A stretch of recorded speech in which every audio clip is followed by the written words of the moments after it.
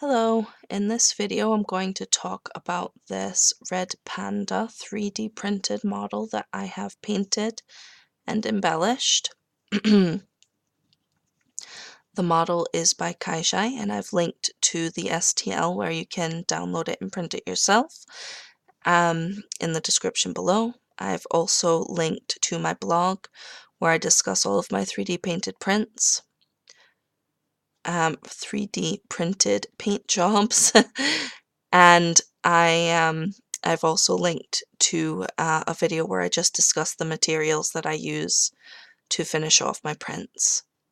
So this particular model, as far as painting is concerned, was more about embellishing than it was painting.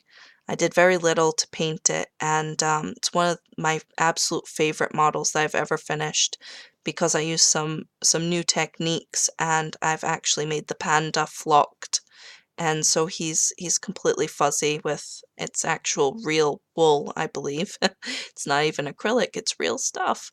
And yeah, so that was a really new experience for me. And so I'll tell you how I did that. But first we'll get down to the printing side of things. This model printed completely supportless, and it is also a functional pencil or brush holder. So it's hollow in the top, and it didn't require any cleanup at all. It was very, very smooth. It was just a beautiful model to come off the printer. So the first thing I did was I primed it all over with a single layer of acrylic paint, and I let that dry for a day. The next thing I did was I blocked in colors, and by blocked in colors I just really did the general colors for the panda, which was the red, the white, and the black, just to give me a guide for where I would put the fur. The tree was painted a kind of it's almost a mauve brown color because I really wanted the panda to pop, and the tree is dead. It's got no texture to it too, so to me it was kind of a dead tree where the bark is all fallen away and it's nice and smooth, and that seemed like an appropriate color for that. And that was all I did for the painting, really. So the next thing I did was, well, before I moved on to the flocking, there was one final thing I did for painting. Was after the tree was dry, I took a toothbrush, an old toothbrush, and I loaded it up with some white paint and I flicked it on there to create these speckles. It's a really good technique to give you an irregular spray of paint to create texture. So that was the true end of the painting for this. So next I moved on to the flocking, and I didn't do the base first because I needed to handle the base quite a lot so that I could focus on the panda. And this was just done with wool roving, which is sold for crafts like felting or for spinning. If you like to spin your own wool, like with a hand spinner, you can do that with wool roving, and it's basically just long strands of fluff.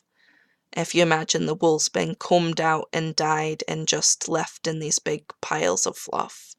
So I applied that in sections, I glued it on, I let it dry in several layers. This was my first time doing it, and it's definitely not the best finish in the world, but it came out quite nice anyway for a first try, I think. The tail was very tricky because there are two different shades of red in the tail. I started with the black. I worked from the bottom up, and the face was also very tricky because I had to work kind of from the back of the head to the snout. And I did resort to super glue by the end because I just grew impatient waiting for the PVA to dry, which is what I was gluing it on with initially. So yeah, the only part of him that isn't flocked is his little nose is painted black. That's still painted and shiny. Once the panda was all flocked, I actually asked my husband if I could harvest some chest hairs from him because he had some rogue white chest hairs, and I thought, well, the curve of his chest hairs would be absolutely perfect for whiskers. And I know that sounds really weird, probably to a lot of people, but how is that weirder than taking sheep hairs and gluing them to my model? So yeah, the whiskers are made with chest hairs. Little rogue white chest hairs clipped from my husband, who so generously donated them to me.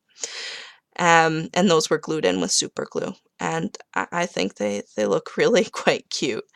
Um, so yeah, moving on from the panda, once that was finished, I could glue in some foliage at the bottom because the tree is dead, but that doesn't mean that things wouldn't grow on it. As I often say, I look at models, and as I'm painting them and embellishing them, I find that they tell a story. So the bottom of this model is finished. There's some bits of quartz and amethyst chips that I had.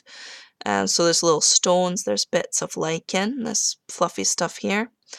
There is clump foliage. There's clump foliage with little purple flowers on it that I broke into very small pieces and made kind of climbing vines with.